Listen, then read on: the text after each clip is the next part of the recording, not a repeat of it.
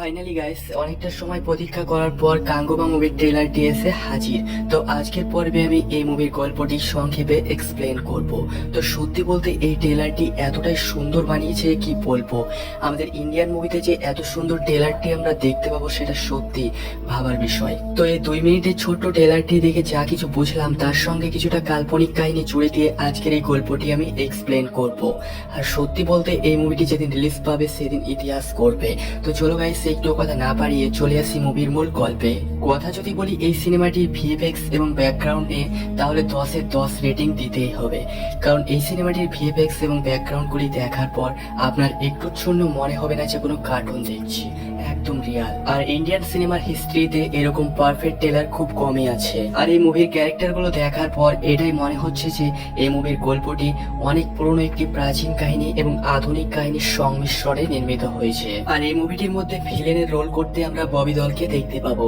আর তার লুকটি সত্যি অসাধারণ, অসম। আর প্রসঙ্গ যদি ওঠে সূর্যা স্যারকে নিয়ে, তাহলে এই মুভিটির মধ্যে আমরা তাকে অনেক লোকে দেখতে পাবো। আর এই ট্রেলারটির মধ্যে আমরা দুটি কাবিলাকে দেখতে পাই। একটি কাবিলার প্রধান হচ্ছে ববি দল, আরেকটি কাবিলার প্রধান হচ্ছে সূর্যা স্যার। তো এই দুটি কাবিলার মধ্যে সংগ্রামকে নিয়েই কিন্তু এই মুভির গল্পটি নির্মিত হয়েছে। আর তার মধ্যে থেকে আমরা থার্ড পার্টি হিসেবে আরেকটি দলকে দেখতে পাই। আর এই সিনেমাটির মধ্যে তোমরা ইমোশন থেকে শুরু করে ফাইট সবকিছুই দেখতে পাবে। আর অ্যাকশন সিনগুলো যে সমস্ত ভিএফএক্স ব্যবহার করা হয়েছে সত্যি অসাধারণ। আর এই সিনেমাটির মধ্যে যে সমস্ত লোকগুলো আনা হয়েছে সেটা নিয়ে কোনো প্রশ্নই উঠবে না। আর আমার মনে হচ্ছে এই দুটি কাবিলার মধ্যে সিংহাসন এবং ক্ষমতা লাভকে কেন্দ্র করে লড়াই হবে। আর এই লড়াইটি সত্যি দেখার মতো।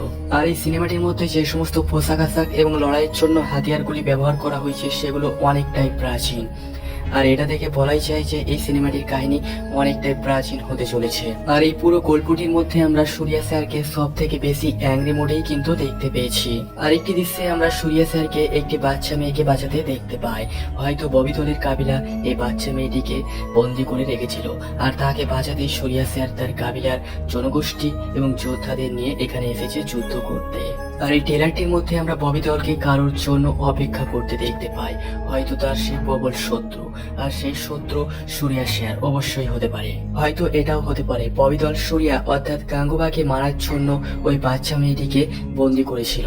কারণ সে ভালো মতোই জানতো ওই বাচ্চা মেয়েটিকে যদি বন্দি করে রাখা হয় তাহলে সূর্যা অর্থাৎ গাঙ্গোবা তাকে বাঁচাতে অবশ্যই আসবে।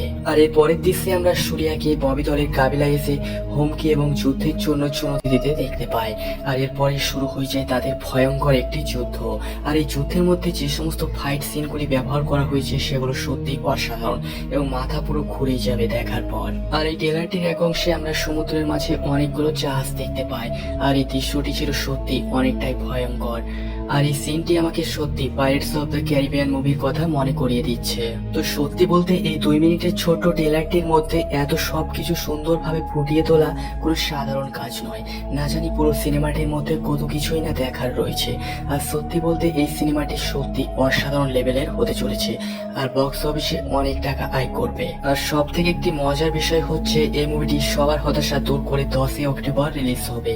তো খুব তাড়াতাড়ি কিন্তু এই সিনেমাটিকে আমরা দেখতে পাবো। তো চলো গাইস আজকের এই গল্পটি এই পর্যন্তই ছিল। দেখা হচ্ছে আবার পরে কোনো ভিডিওতে। আর হ্যাঁ, ভিডিওটি ভালো লাগলে অবশ্যই চ্যানেলটিকে সাবস্ক্রাইব করে আমাদের সঙ্গেই থাকবেন এই ধরনের আরো ভিডিও দেখার জন্য।